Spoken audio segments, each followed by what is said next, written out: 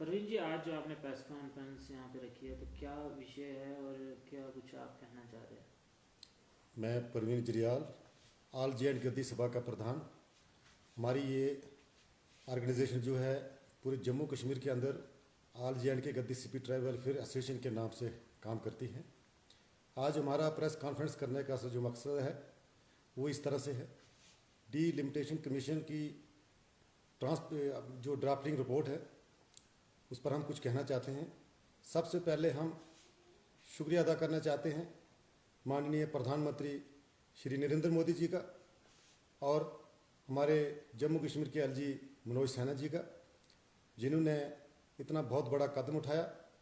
ये हमारे जम्मू कश्मीर के इतिहास में पहली बार 75 साल की एक लंबी सरकार के बाद आज शेड्यूल ट्राइब जो हमारा एसटी जितना भी शेड्यूल ट्राइब है उसके लिए जम्मू कश्मीर के अंदर 9 सीटें जो पॉलिटिकल रिजर्वेशन 9 सीटें रिजर्व की जा रही हैं।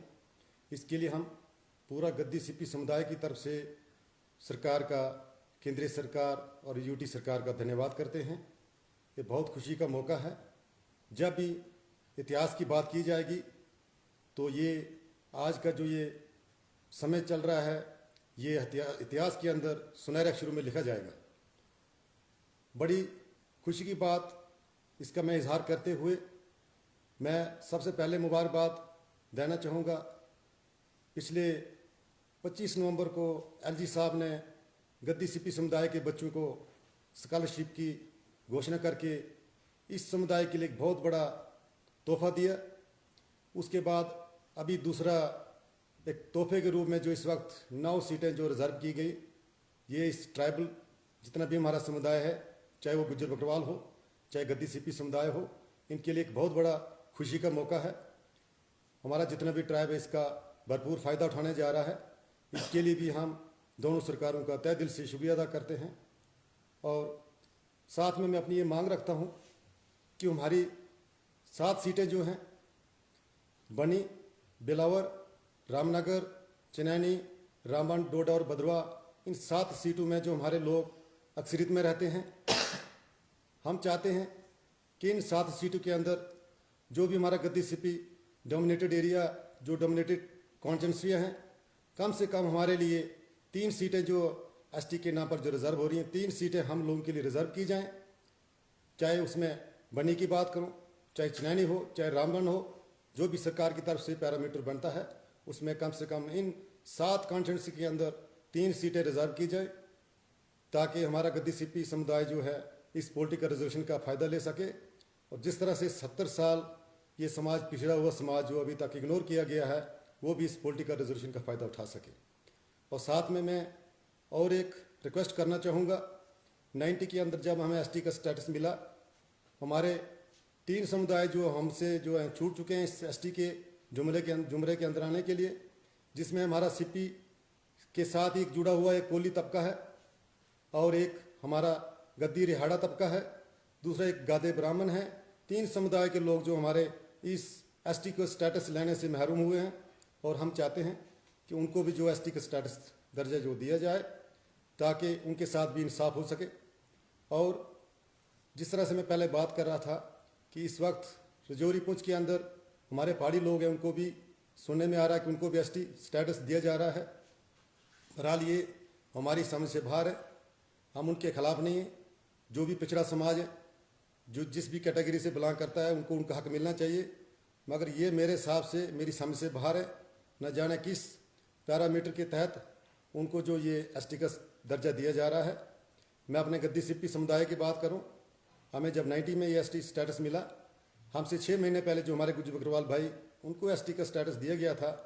और जब गद्दी सीपी की बात करें, हम अपने राजस्थान से लेकर पंजाब, हरियाणा, हिमाचल प्रदेश, जम्मू कश्मीर, दिल्ली, जहाँ भी हमारे लोग, हमारे समुदाय के लोग रहते हैं, हमारा एक अपना अलग से कल्चर है, अपना ट्रेडिशन, हमारा जो भी पेशा है वो एक जैसा है। हमारी भाषा अलग से है, हमारी एक देव भाषा है जिसको गद्याली भाषा कहते हैं, हमारी एक अलग सी पहचान है। तो इसलिए सारा कुछ देखते हुए हमारा पिछड़ा समाज जिस तरह से था, हमारी माली हालत इकोनॉमिकली जिस तरह से हम बैकवर्ड थे, उस तरह से उस सारे इन पैरामीटर को देखते हुए हमें जो एसटी का स्टेटस मिला, इस तरह से मुझे नहीं लगता है कि किसी भी पहाड़ी को देखते हुए एसटी का स्टेटस मिलता है। बहरहाल ये गवर्नमेंट की अपनी पॉलिसी है, हम इस पर ज़्यादा कुछ कहना नहीं चाहते, मगर हम ये चाहते हैं कि कम से कम जो गद्दी सीपी समुदाय या जो एसटी समुदाय है उसका हक जो छीना नहीं जाए।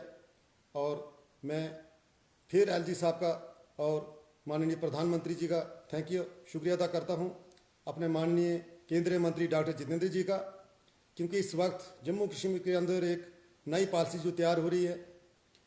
सबसे पहले जैसे मैंने स्कॉलरशिप की बात की, 25 नवंबर को हमारे गद्दी सीपी समुदाय के बच्चों को स्कॉलरशिप दिया गया। उसके बाद अब सीटें रिजर्व हो रही हैं और इसके बाद मुझे लगता है और भी कुछ नया होने वाला है, क्योंकि हमें आज तक जो है रिजर्वेशन पूरी तरह यहाँ पर जम्मू कश्मीर के अंदर इम्प्लीमेंट नहीं हो पाई है।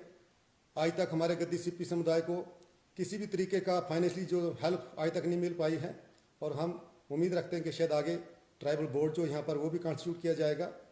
इसी के साथ मैं आप मीडिया का भी और सरकार का सबका धन्यवाद करते हैं। जय हिंद, शुक्रिया। परवीन जी, एक सवाल आपसे पूछना चाहूँगा। जी। जो आज इस समय जो पॉलिटिकल सिनेरियो बना हुआ है, यानी कि जो आपकी रिजर्वेशन का जो नया पैटर्न सामने आ रहा है, उससे आपको क्या लगता है कि सियासत में खलबली मचेगी या जम्मू कश्मीर में हालात किस तरीके के आप पॉलिटिकल बनेंगे? ये बहुत अच्छा आपने सवाल पूछा। मैं आपको ये बताना चाहूँगा कमल जी कि जैसे अभी पॉलिटिकल की बात कर रहे हैं, मैंने एक नई चीज़ देखी और मेरा हमेशा गिला रहा है। हमारा गद्दी सीपी समुदाय जो है उसने विकास के लिए उतना लड़ाई नहीं लड़ी है। हम मान और स्वाभिमान के लिए हमारे लोगों की लड़ाई रही है, और आज बड़ी खुशी की बात है क्योंकि जो हमारा बुनियादी हकूक़ थे वो तो हमें मिल रहे हैं। साथ में इस वक्त हमारे लोग बहुत खुश हैं। इस वक्त जगह जगह से, चाहे मैं भारतीय जनता पार्टी की बात करूं, चाहे दूसरे पॉलिटिकल लीडरों की बात करूं, अब मुझे कहना नहीं चाहिए था, मैं पिछले 30 सालों से जो इस समुदाय के लिए जो है इस वक्त जदोजहद लड़ाई कर रहा हूं। और जब दूसरे भी, चाहे मुफ्ती साहब थे, चाहे मैडम महबूबा जी थी, चाहे आज़ाद साहब थे, जो भी चीफ मिनिस्टर रहे उनके पास हम चलते रहे, फारूक जी थे, उमर जी थे, तो चाहे उन्होंने हमारी बात बेशक सुनी, मगर उसके बाद जब वो उस हमारी डिमांड को रद्दी की टोकरी में डाला जाता था। और मेरी हमेशा लीडरों से यही बात रहती है कि सर अगर काम जब भी आप करें, पर कम से कम गद्दी सीपी लोगों के समुदाय का जो नाम लिया जाए। तो ये हमें आज तक देखने को नहीं मिला। मेरी बार बार यही मांग रही कि जब भी आप कहीं ट्राइब की बात करते हैं, चाहे दिल्ली से करें, चाहे जम्मू कश्मीर की किसी भी कोने से बात करें, आप कम से कम जब ट्राइबल की बात करेंगे तो गद्दी सीपी लोगों का हमारा कम से कम नाम लिया जाए। और ये बहुत अच्छी बात है, आज मुझे जगह जगह से देखने के लिए मिल रहा है। आप हमारे बीजेपी के जो इस वक्त जम्मू प्रदेश के जो अध्यक्ष हैं हमारे रविंद्र रैना जी, मैं देख रहा हूँ जब भी किसी भी मीटिंग में बैठते हैं तो गद्दी सीपी का ज़रूर नाम लिया जाता है। पिछले दिनों जब आज़ाद साहब डिस्ट्रिक्ट डोडा के दौरे पे टूर पे आए हुए थे तो उनके मुंह से भी मैंने ये बात सुनी कि हमारे गद्दी सीपी भाई हैं, तो मुझे बहुत अच्छा लगा। क्योंकि हम लोग जो है विकास के साथ साथ हम लोग ने कोई भी जो है वो मान सम्मान चाहता है, और जिस तरह से आज हमें याद किया जा रहा है, हमारे जगह जगह नाम लिए जा रहे हैं, ये बहुत अच्छी बात है और होना भी चाहिए पॉलिटिक्स के अंदर। और ख़ासकर अभी जो 9 सीटें रिजर्व हुई, इस पर काफ़ी तहलका मचने वाला है और बड़ी अच्छी बात है। और ये भी हमारा ट्राइब लोग जो है इस पर काफ़ी निर्भर करता है कि सरकार किसकी बनेगी। बहरहाल इस पर मैं कुछ कहना नहीं चाहता, हमारी एक नॉन पॉलिटिकल ऑर्गेनाइजेशन है, जिस तरह से सरकार काम करेगी उसका फल पाएगी। जी, थैंक यू।